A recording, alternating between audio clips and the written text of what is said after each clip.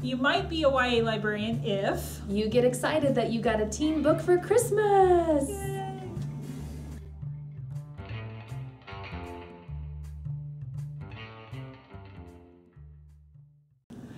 Welcome back to Q&A the Librarian Way. My name's Emily from theknowminglibrarian.com. And I'm Julia from Sunbeam Yellow. Today we're talking about pesky teenagers. They've been at home on break for a couple weeks now, and inevitably they're going to forget the rules and how to act when they come back to your library. So here are some tips and tricks for school and public libraries on how to deal with those pesky teens.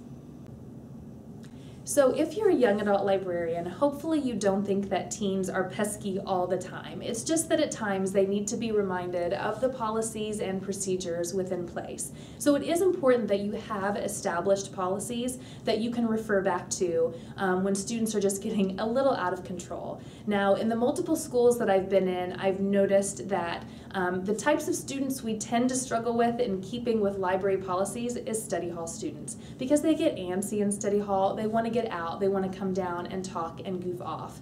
So you might want to establish a certain policy just for those types of students. And so I have to look at those policies every year and kind of re-examine them and to decide what's going to be best for my school.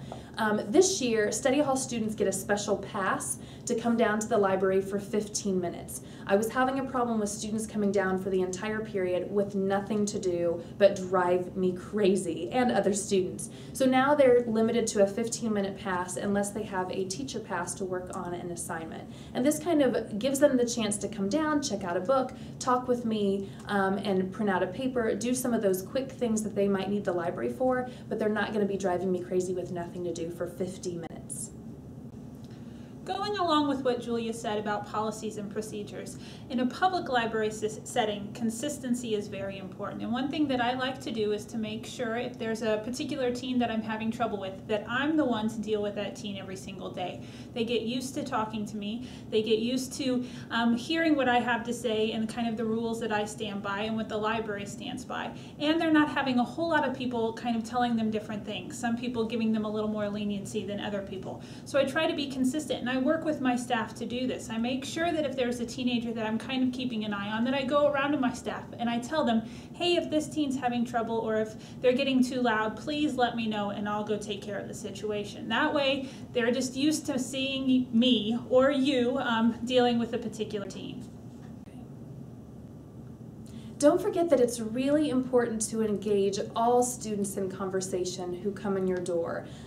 It's really important to know all of your students' names, to talk to them about why they've come into the library, to help them look for books. There have been multiple times when I have heard teachers talk about their major problem students, and those are the students that I enjoy having come into the library because we engage and we talk every day. So make sure that you are talking with them and finding out their interests, because they're going to probably respect you more if they feel like you're interested in them and not just there to set up a list of rules. A lot of times our pesky teens are just bored, and the quickest, easiest way to deal with that boredom is to have some activities on hand that you can pull out to give them something to do, whether that's a board game, coloring pages. Teens like to color. Different activities, crossword puzzles, word searches, things that you can give them, or maybe crafts in a bag, something that you've already got put together that you can just hand out when a teen comes into the library with nothing to do. Giving them some options of things to do while they're in the library might keep them from getting into too much trouble.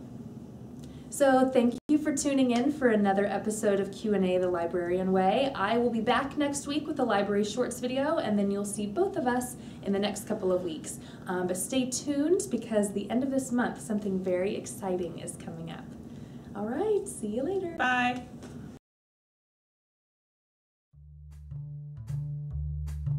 Hey Emily, who are you checking out? I'm checking out Akiva and Lainey Taylor's Daughter of Smoke and Bone. It's actually my second read. I'm getting ready to start Days of Blood and Starlight, so I needed to do a quick reread. Julia, who are you checking out? I am checking out my boy Alex Rider again in Scorpia, the 5th book in the Alex Rider series. This is one of my favorites, and the villain in this book is named Julia, which I find deliciously evil. So we'll see you next week. Bye.